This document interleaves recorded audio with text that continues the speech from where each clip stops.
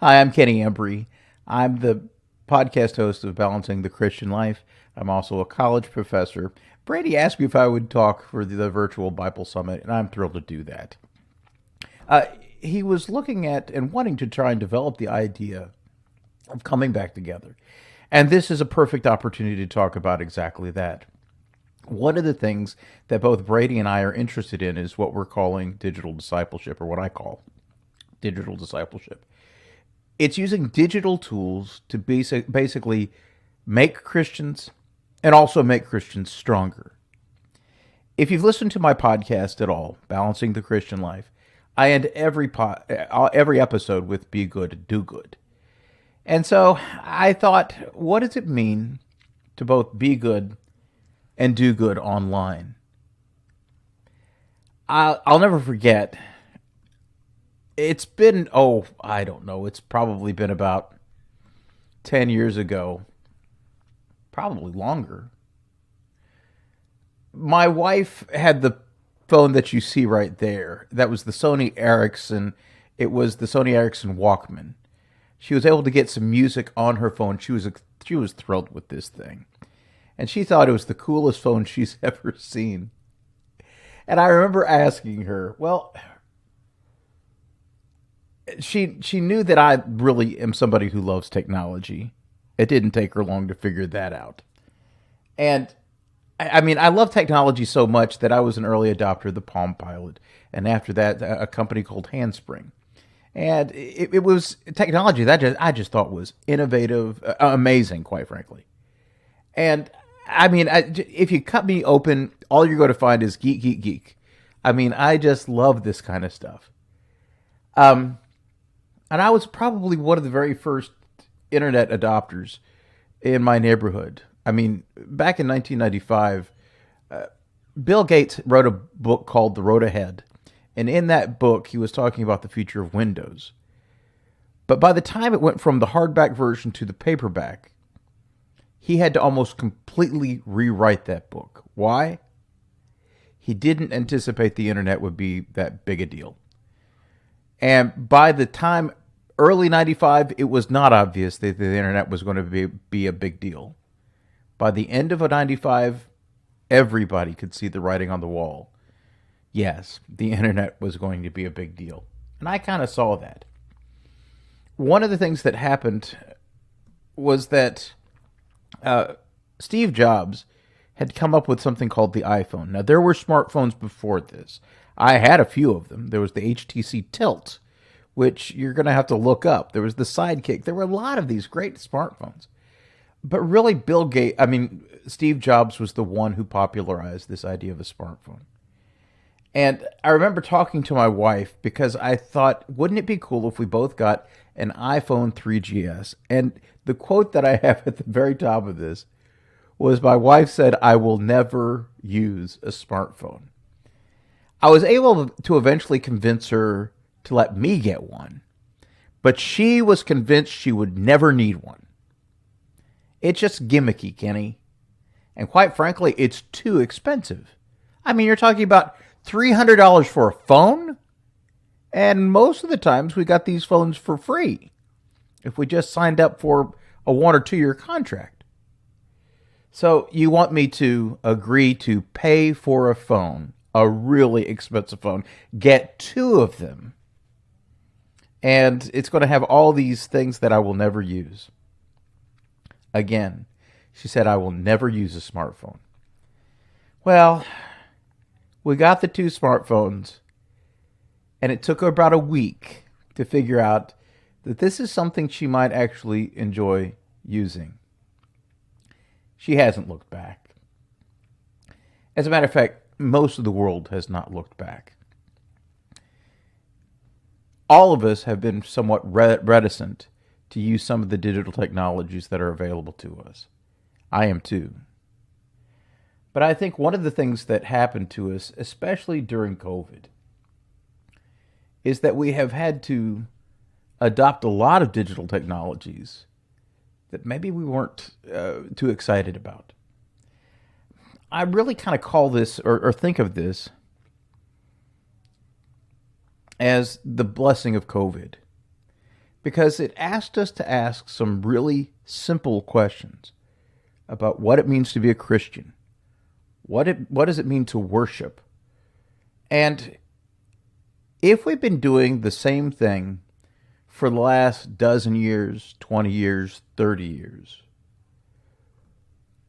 were we growing because we were doing those things?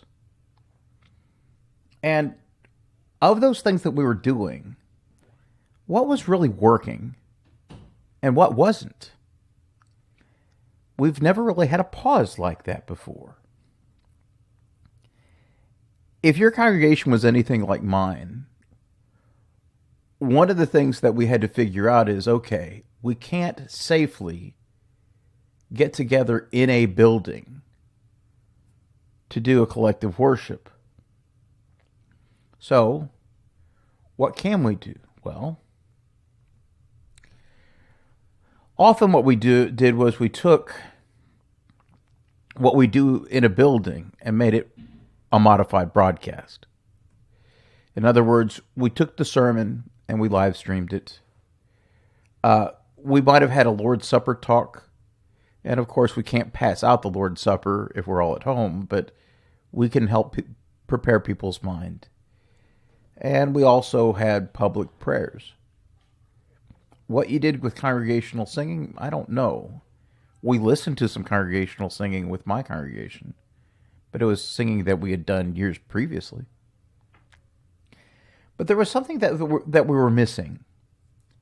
And what we were missing was really this right here, the parking lot conversation. In those parking lot conversations, they're truly engaging. A sermon, one person is talking to you. In the parking lot, that's where we start catching up with each other's lives. And one of the things that I started figuring out pretty quickly was that there's a value to being what I call forced together.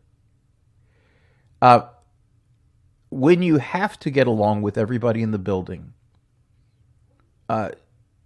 there's a lot of things that we learn about one another.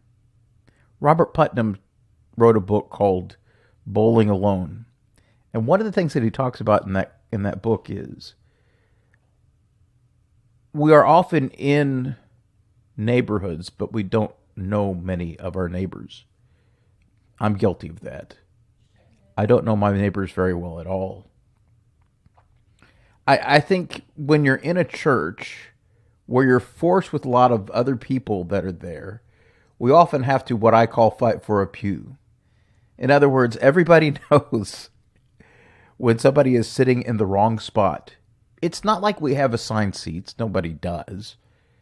But we have a little territory that we all feel very comfortable in. And if somebody takes our seat, well, it's hard to let that go very easily.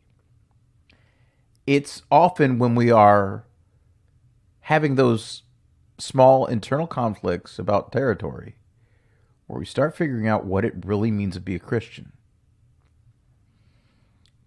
The other thing that I figured out pretty quickly was that especially with these kind of relationships, small talk isn't small. There's a value to learning what other people are doing on Monday, Tuesday, Thursday, Friday, and Saturday.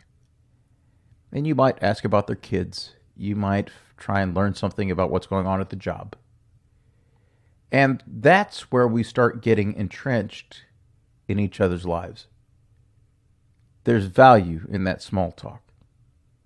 During COVID, it became pretty easy to do all basically the broadcast stuff.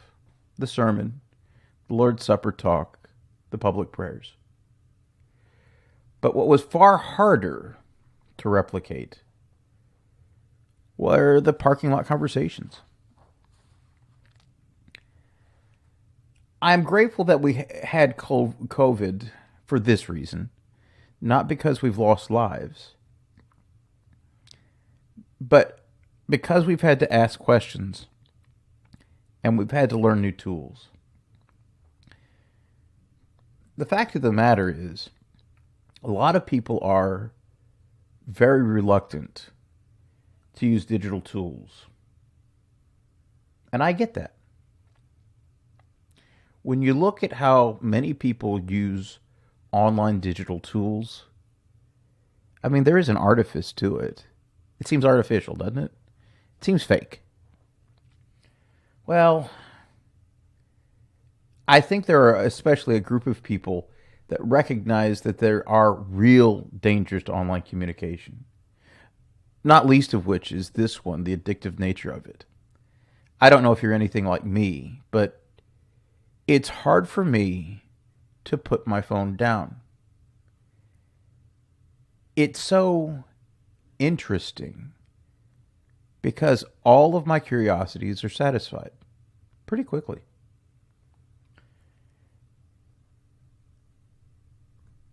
It's also easy for me to get myself in trouble, mostly because we don't understand necessarily what's going on online. Have you ever been on a social media platform, especially Facebook, and you just start into a conversation and you recognize the people all around you are talking about something else? Maybe they're using words you don't even understand. Maybe there's an inside joke, and you recognize that there is a joke. You just don't get it because you're not a part of that conversation. And you can see that somebody is getting very mad and indignant, or you're assuming they're getting mad and indignant based on the words that are being said. I think something else that's happened to us online is that we, quite frankly, think too much of ourselves. I've used this example several times before. My Amazon page doesn't look anything like yours. Why? Well, I was looking for Kamado grills not too long ago. Got one. And so now Amazon is trying to sell me a bunch of stuff that would go with the Kamado grill. I'm also interested in some new microphones. You're probably not interested in those things, are you? No. But your Amazon page is probably filled with things that you're interested in. When you have somebody that is basically catering to everything you could possibly want, that makes you think you're pretty important, doesn't it?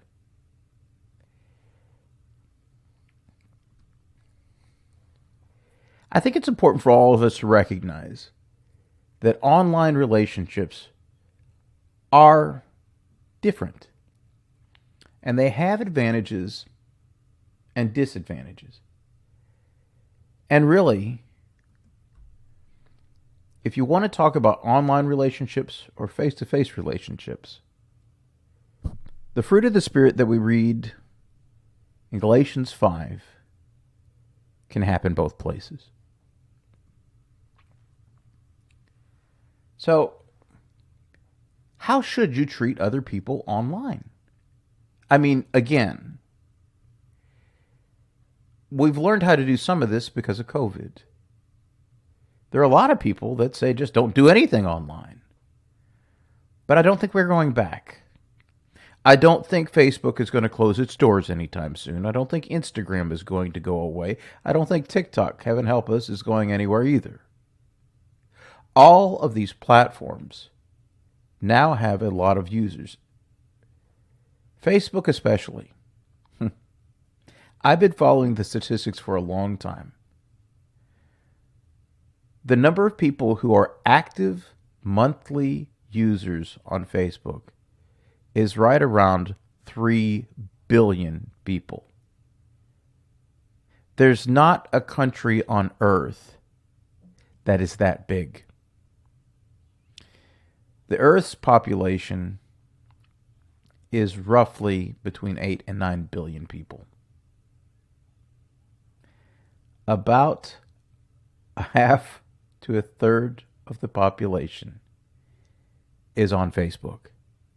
If you want to make that even more clear, realize that China, by and large, does not participate in Facebook.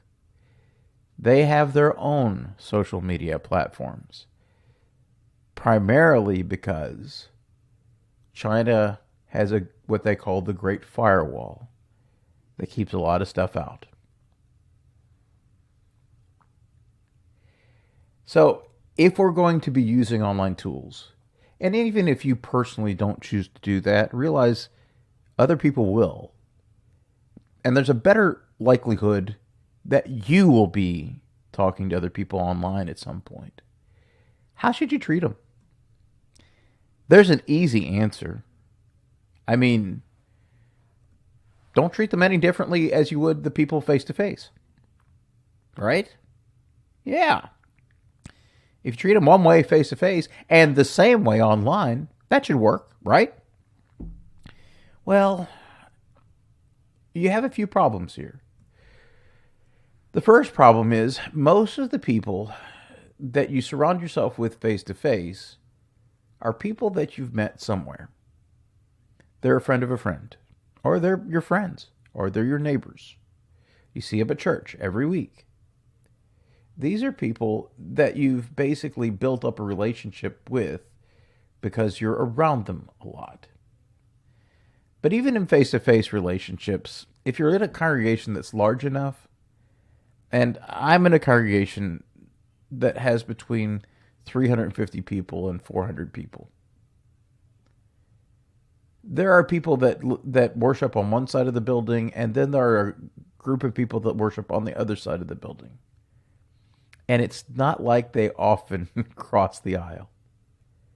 As a matter of fact, sometimes I feel like I worship at a place where 2 or 3 congregations worship, because there's a lot of people there. In the online setting, I promise you this: you don't know everybody who is interacting with the content that you're interacting with. You just don't know all of them. Why? Well, there's just more of them. It used to be that it was difficult to get a message out, that our Christianity's biggest problem was distribution. How can we get a lot of people to look at my message? That problem has largely gone away. It used to be that we fought for publicity. We don't fight much for publicity anymore. Instead, we're starting to fight for privacy.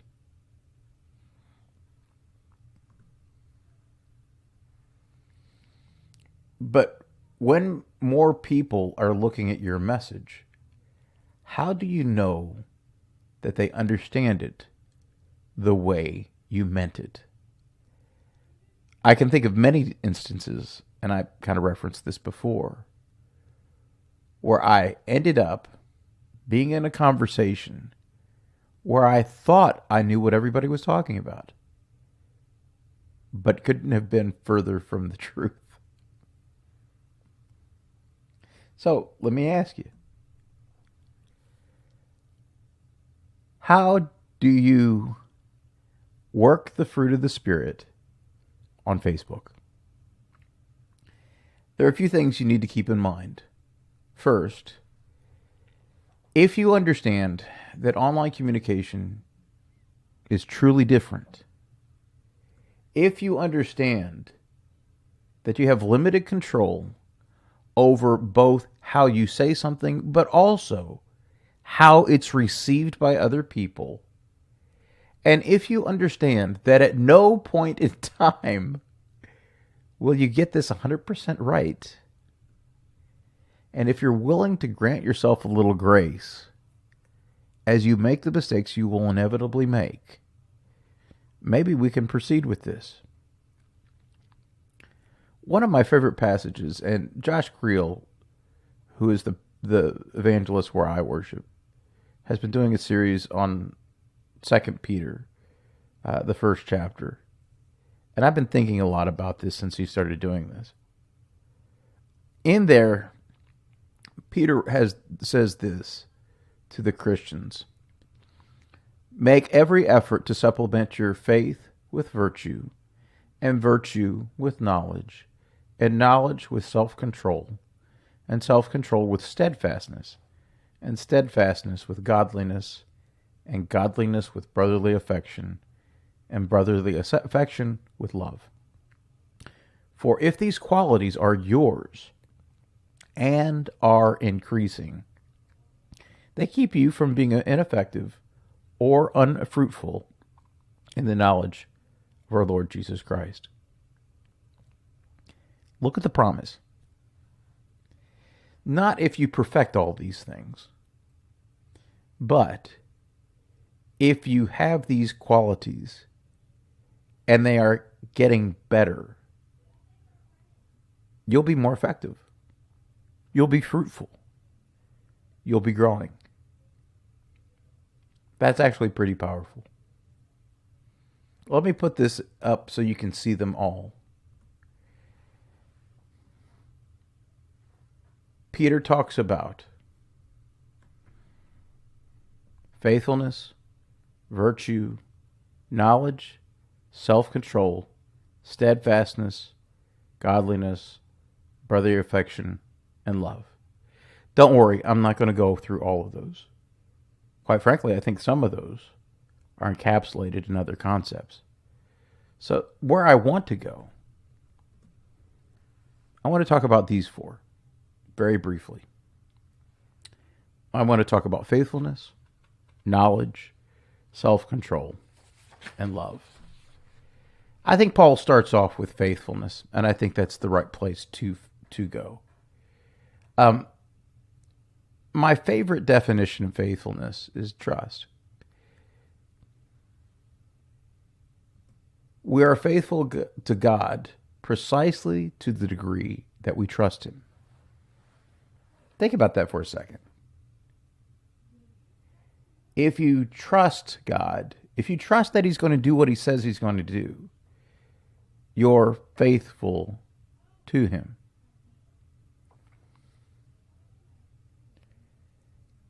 I think one of the things we need to ask ourselves, especially when it comes to, and we've already addressed this, the addictive nature of online communication. How much should we trust ourselves online? It would be easy to talk about pornography here, and maybe that's one of the things you need to think about. But not just pornography.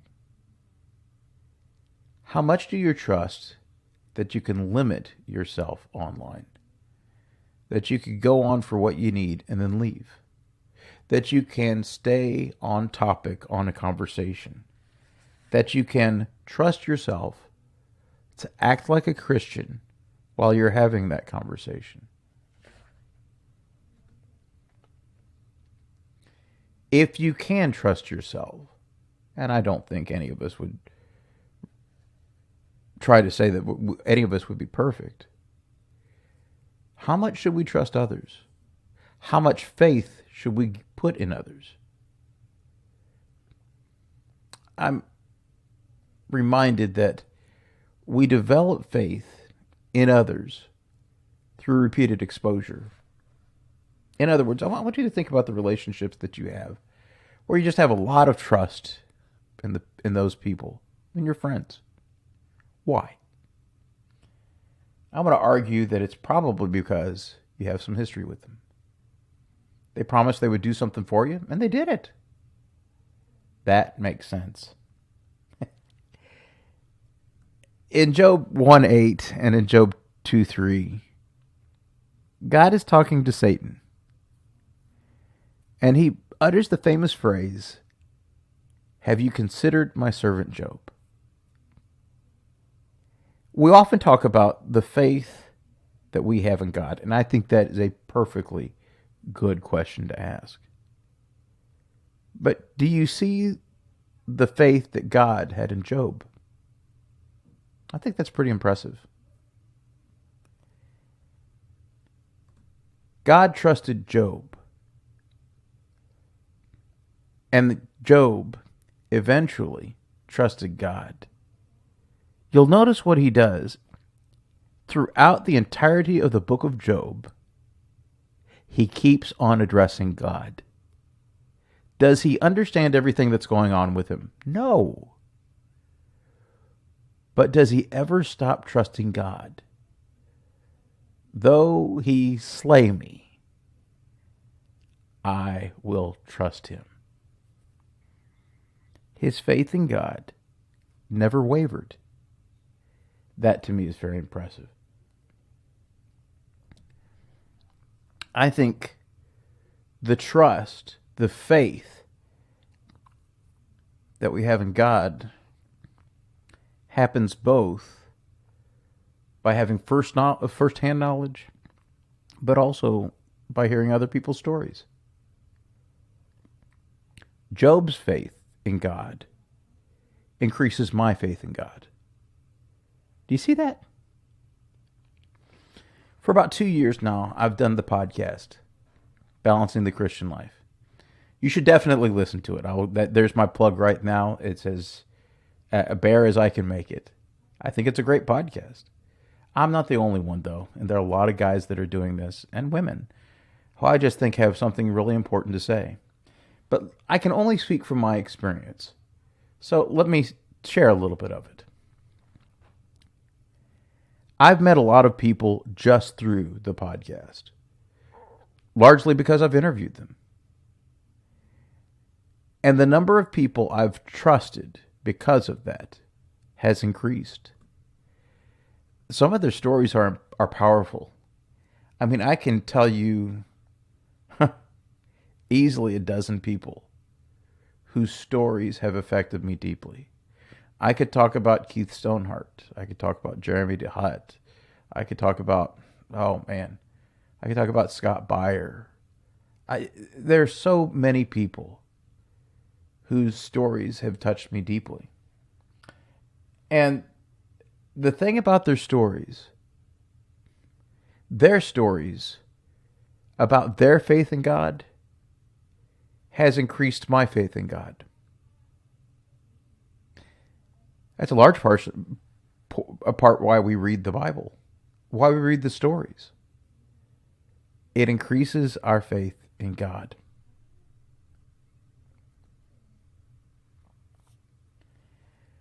But they've also done something good for me. I mean, granted, I've asked to interview them. They've agreed. They've been a part of my life, if only for a conversation. And I've gotten to the point that I trust them. I mean, many of them I just flat out call friends because I think they are. When it comes to online environments, when you have repeated exposure, when you get to know people, you should learn how to trust them more. And that's something that happens pretty naturally. That you start learning people and trusting them more.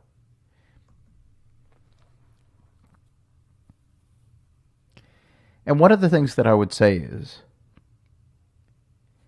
if my online friends can't still tell a story where I'm the trustworthy one, I don't know if I'm faithful to them. In other words, if faith is all about trust, if faith is about taking somebody at their word, if faith is a belief, then maybe I need to give them enough evidence to show them that I can be faithful. I think about eBay. Have you ever bought anything on eBay?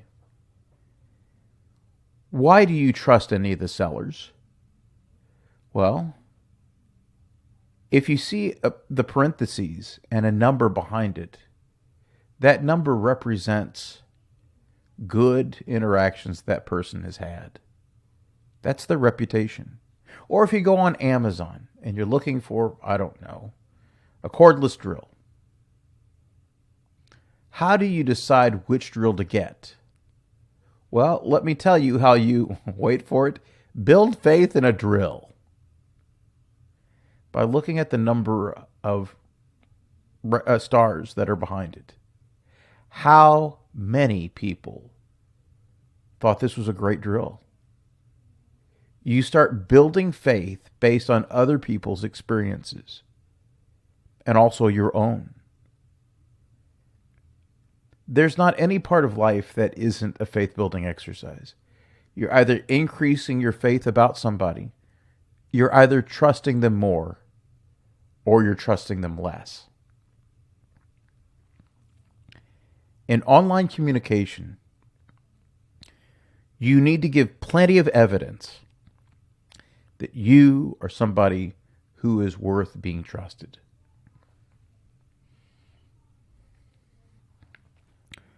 Well, one of the things that I think all of us recognize is there's a lot of misinformation online. No two ways about it. There are a lot of lies. There are a lot of people who are just ill informed. They might be thinking they're telling you the right thing, but they just don't know anything. And one of my favorite quotes, and granted, this is not from the Bible, but it is from Mark Twain. What Mark Twain said was, "It ain't what you don't know that gets you in trouble. It's what you know for sure that just ain't so." I worry about people who try to find all their information online. That said, I'm one of them. I find a lot of information online, and I think I'm well rewarded for that. Paul in First Thessalonians said, I think, something that I think is bears repeating. 1 Thessalonians 5:21, he says, "Do not despise prophecies, but test everything. Hold fast to what is good." In other words, whatever it is, good or ill, test it and see if it bears up under scrutiny. Can you trust that? Going back to faith. But is it true? Does it really mean what it says it does? I can remember many stories that I've heard that just sounded too good to be true, only to find out, yes, it was. I remember when my mother, I was the one who introduced my mother to the internet. And I can tell you the exact moment, although you could look up the date, because I was showing my mother how you could find news on the internet. And the story that was coming across was a story about Princess Diana in a terrible car accident. And my mother said, "Is this true? Has she really been in a bad accident?" It was. It was one of the first reports of her first accident and then her death. Not everything you read online is true, which means you're going to have to test the knowledge that's there. I think the other thing that's really dangerous here is echo chambers. Realize that every form of online communication really has a vested interest in you sticking on their platform, making sure that you get the information from them. Facebook wants your eyeballs on Facebook all the time. So what do they give you? Exactly what you've wanted to look at. So sometimes it's harder to find points of view that are different than what you have. I've said this a few times in the podcast. If you are a conservative Republican, please do yourself a favor. Find somebody who's a liberal Democrat, whose motives you do not question, who has good motives, so you can think through something. Likewise, if you're a progressive Democrat, find a good conservative Republican who can begin to challenge you on things. Why? You need to test everything and only hold on to the good stuff, because echo chambers don't help anybody. I ask it this way: how do you know what you think you know? There are a lot of things that I don't know that I know the answer to. There are a lot of things that I'm just happy to say I don't know that. But how do you know what you know? If you'll do a little digging, I think you'll find out that some things are just based on flimsy evidence. Finally, you need to test if what you know is accurate. Now, this goes for online or any place. But just make sure that you test it and hold on to the good stuff. Self-control is one of those things that's just almost impossible online. I mean, when you think about what the online purveyors are trying to do, they're trying to keep you there. Internet addiction has not officially been recognized by anybody as a real diagnosis. But I think all of us recognize it. I mean, think about this. The internet has no off button. It's always on. In 2 Timothy 1:7, one of the things that Paul tells us there is God gave us a spirit not of fear, but of power and love and self-control. Let me say this very clearly. We are not victims of the internet. We know they're trying to keep us there. As people who have the ability to make choices, we need to make choices. That self-control comes from God, not us, and we need to exercise it. You cannot control what others say, but you can control how you react to what others say. I guess one of the things that I would say about self-control is slow down. It's easier to go too fast. It's easier to rush to judgment. It's easier to rush to the quote-unquote solution. But consider what you don't know, what you can't know, and why somebody probably doesn't mean the very worst way to interpret this. I think the other thing that I would say here is you need to own your own mess. I often read things, not necessarily the way they were meant to be read, but the way I want to read them. If I want to hate somebody, I can find a reason to hate them, often in the very words that they use. But that might not be the way they meant it. I think another thing, and I think all of us know this, the more you give in to hate, the more control somebody else has over your life. Let me say that again. The more you give over to rage, the more you give over to hate, the more you give over to somebody else's quote-unquote attacks, you give them a lot of power over you. If they cannot affect you, they don't have any power over you. We often cede our own power to people who are trying to take advantage of us. Stop it. The other thing that I would say here is it's easy for us to fight for our own weaknesses. This quote has been around a long time and has been attributed to, at the last count I've seen, about a dozen different people. I don't know who said it. I just know it's not original with me. But if you fight for your limitations, you get to keep them.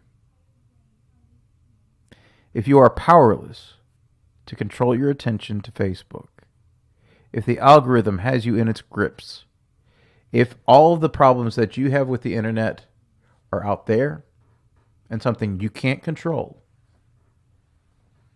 the limitation is yours. And nobody's going to argue out of it. God has already told us.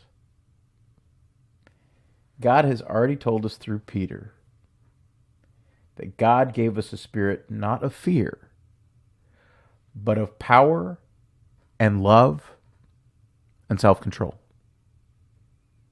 And we need to exercise the self-control.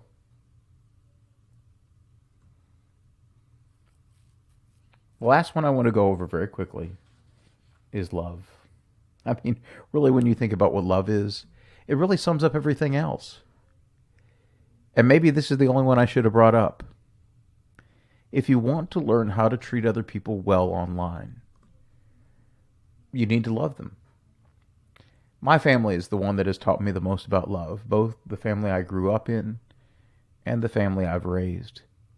Because one of the things that we all know about family is it's not all permissiveness. I think me as a parent, sometimes when I was the most loving, sometimes when my parents were the most loving, was when the answer was no. Love is not indulgence. I think the best definition I've ever heard of love was by a guy named Collie Caldwell. And he put it that it's active goodwill meeting needs. How can you help other people online? Can you love other people online?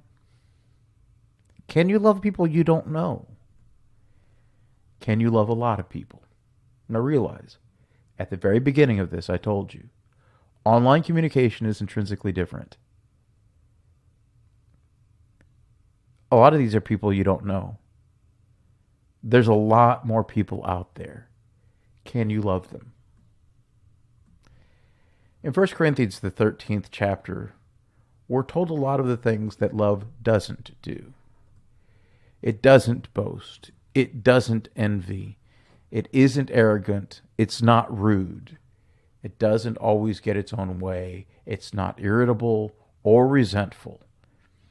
And I think one of the things that we need to remember is if you start falling into those traps, are you loving the people that are there? Is that the way to love people online? Love is kind to others.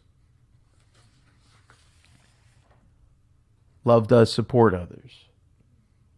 Love does tell them the truth, which is one of the first things we talked about. Do they know you love them? And how do they know that you love them? I think a lot of people would say, well, it's just not possible. It's just not possible to love people online. Look, the conversations that we have online are among people we trust. Because of that, you should be trustworthy. You should tell the truth. You should behave decently through self-control. And you should find ways to love them by not doing the things love doesn't do and by doing the things that love does do. Build others up with how you talk and with what you share. And then realize at the end of the day, it's still not going to work. The internet is a constant sounding board. But who's listening? Social media will continue to be a cesspool of stupid fighting. There will be a lot of celebrity gossip. Right now, we're going through the Johnny Depp Amber Heard situation. That'll last a little while, and then it'll be something else. You know that. Before it was Johnny Depp, it was Will Smith slapping Chris Rock. And there were lots of them before that. It doesn't take long for you to find a pointless political debate where nobody is convincing anybody of anything. It ends up being a lot of finger pointing. And quite frankly, when you look at online social media, basically, it's a new media with a lot of old messages. Paul has some important advice for us to remember. He's telling us to Timothy. He tells him in the last days there will come times of difficulty, for people will be lovers of self, lovers of money, proud, arrogant, abusive, disobedient to their parents, ungrateful, unholy, heartless, unappeasable, slanderous, without self-control, brutal, not loving good, treacherous, reckless, swollen with conceit, lovers of pleasure rather than lovers of God, having the appearance of godliness, but denying its power. Avoid such people.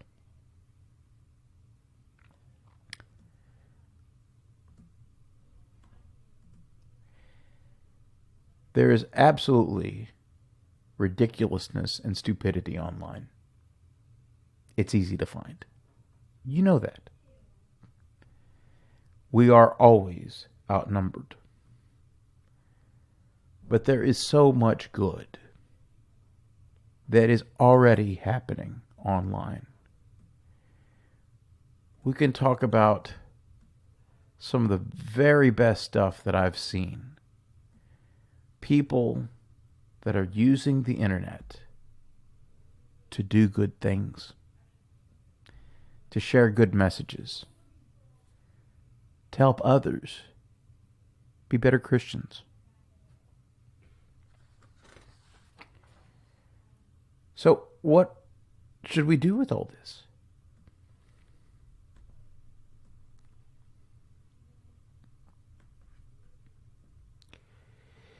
If you aren't finding the good stuff, you aren't looking very hard. There's plenty of it out there. If you want to complain, there are plenty of reasons to complain. But in Romans 12, and I almost use Romans for the entirety of this, I appeal to you, brothers, by the mercies of God, to present your bodies as a living sacrifice, holy and acceptable to God, which is your spiritual worship. Do not be conformed to this world, but be transformed by the renewal of your mind, that by testing you may discern what is the will of God, what is good and acceptable and perfect. Is there a lot of bad stuff out there? Yeah. Stop complaining. Be different. And treat people differently. Think about it this way. The internet is nothing more than a medium. You're not talking to nobody. You're talking to people. They need to trust. They need better information. They need to stop being victims, and they need to learn how to control themselves. They need to be loved and to love others. And you can help them with all of that if you'll just go out and be good and do good. I hope that helps you. I hope that's something that you find encouraging. You can make a lot of difference, not for everybody, but for the people who come in contact with you. You can be what they think about when they think about the good parts of the internet. God bless you. Now go out and be good and do good. And so let us make sure that we are doing the right things for the right reasons. And that's where the Lone Ranger syndrome comes back into play, right? The Lone Ranger syndrome being, I am the solution to all the problems. I'm the one who needs to fix things. I'm the one who, if it's going to be taken care of, I'm the one who has to do it because I can do it quicker and better than anybody else. Um, there's three different settings in which I want to address that in particular, especially considering who I think the audience of these videos are likely to be. They're likely to be people who are preachers or people who are pastors, shepherds, elders within the church, and people who are parents, and probably in particular stay-at-home moms. In each of those respects, we can all be very susceptible to the Lone Ranger syndrome. Preachers, especially if they're working at a small work, a lot of times many tasks and jobs can be put on their shoulders by other people. A lot of times preachers take those tasks on themselves. And then the question goes back to, well, why? Why are they taking it on themselves? Why are they putting those things on themselves? Are they putting those things on themselves because they want the praise of men, or because they want to serve humbly in the kingdom? Now, I can't answer that for you. I don't know your heart. I don't know your motives. That's something you're going to have to look in the mirror and examine yourself. But I certainly think you need to do it, because we're going to stand before God in judgment for it. And as we see from Ananias and Sapphira, we may be able to get away with it as far as lying to our fellow mankind and them not really knowing. But God knows. God knows our heart. He knows why we do what we do. And we really have to ask ourselves at the end of the day, am I a preacher for the accolades? Am I a preacher for the praise that I get? Is that what I feed off of? Is at the end of a sermon, is it about my ego being boasted from people saying, great job? Or at the end of a sermon, have I served the Lord, and have I done his will and fulfilled his purpose, and led the people to glorify him, not glorify me?